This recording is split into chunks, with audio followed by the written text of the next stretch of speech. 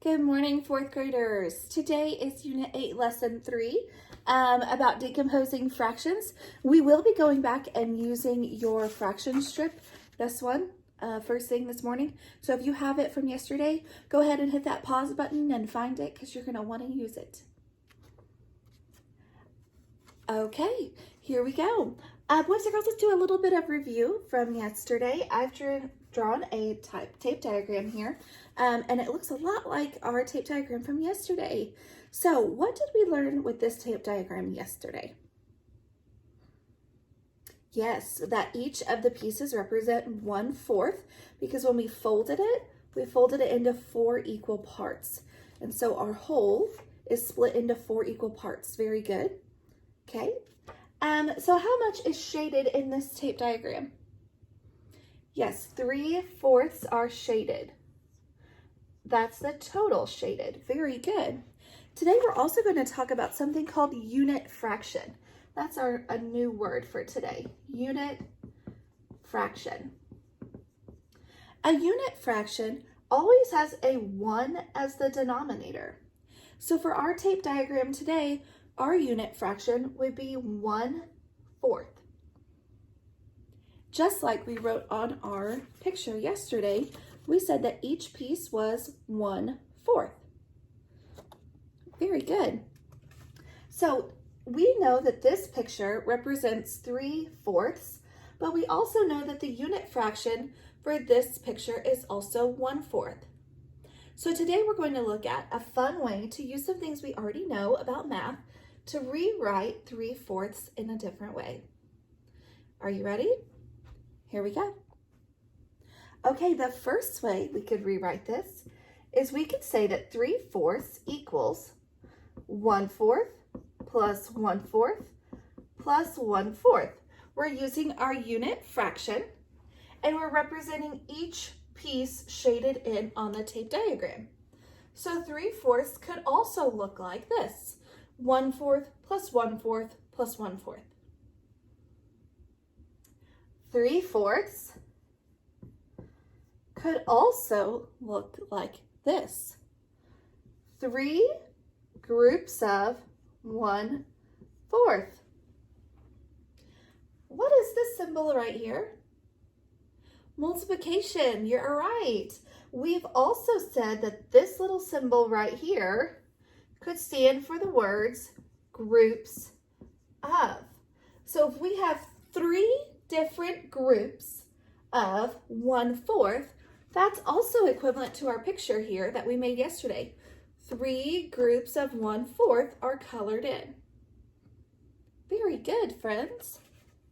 We're going to practice using both of these methods today to show different values on a tape diagram. If you want to follow along with me and you have a whiteboard or a marker, or you have a piece of paper and a pencil, go ahead and grab that now.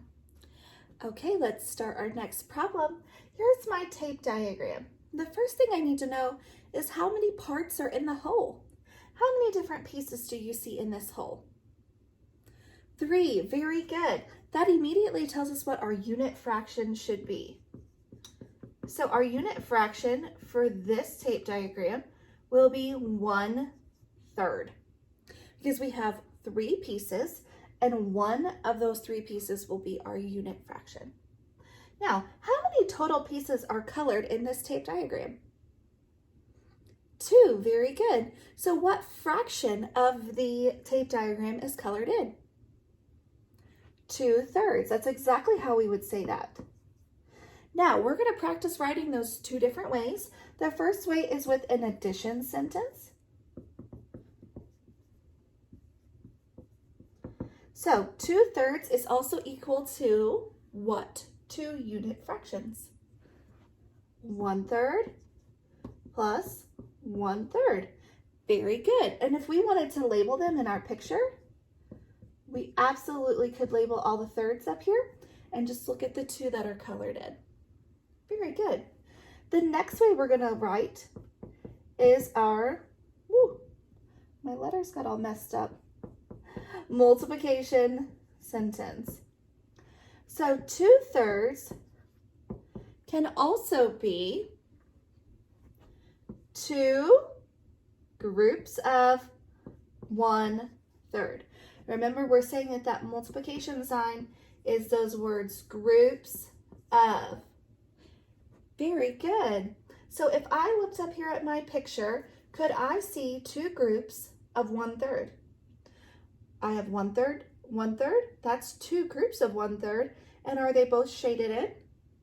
Yes. So this also represents my picture. Very good. Okay, we're going to draw one more. Okay, friends, here's our next problem. We have this beautiful tape diagram, but I'm noticing something interesting. I'm noticing that the hole doesn't go all the way to the end. Take a minute and think. What does that mean for our tape diagram? Did someone just make a mistake and not draw this line all the way to the end? Does it mean that we have more than a hole? Or does it mean that there are less pieces in the hole than what we really think? Take a minute and pause me and brainstorm. Okay, welcome back. We have been looking at this tape diagram and we notice that the hole doesn't go all the way to the very end. So what this actually shows us is that there's more than a whole of the fraction shaded in. So we actually only have 1, 2, 3 pieces in the whole. So what does that mean our unit fraction would be? 1/3. Very good. We just did one with thirds. 1/3. So each one of these pieces, I'm going to write over my colored in area, actually equals 1/3. Very good, friends. So if I look at this and I see all of these pieces colored in, how many total pieces are colored in? 5. You're absolutely right. 5 pieces are colored in. So that is a total of 5/3. Very good. So let's look at that as an addition sentence. 5/3 would equal 1/3 plus 1/3. How many times am I going to write that 1/3 unit fraction? 5 times, that's right. Plus 1/3, plus 1/3, 1, 2, 3, 4, plus 1/3. For a total of 5/3 over here to show 5/3 is equivalent. Very good.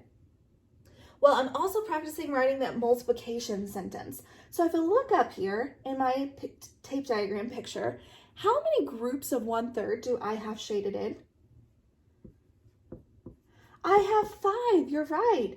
So I have 5 groups of 1/3. Don't forget that we're calling that multiplication symbol groups of language. Very good. So you've actually proven that you can take a tape diagram that's more than one whole and make it into a multiplication sentence or an addition sentence. Who wants to take it one step further and do the number bond to show what this would look like as a mixed number? Yeah, that was our learning from yesterday. So if we take this 5/3 right here, I'm going to take that one, and I number bond it. I'm going to back my board up so you can see. Can you see now? How many thirds does it take to make one whole? Look up here at your picture. 1, 2, 3. So if I take out 3/3 on this side of the number bond, how many thirds are left? 1, 2. Very good. So my number bond now shows one whole, because we know 3/3 equals one whole, and 2/3 left. So 5/3 actually equals 1 and 2/3. Can you see that from our picture? One whole and 2/3. Very good, friends. Well, I have left you the problem set again for today on your slideshow. Practice what you can. Keep working hard. We're proud of you.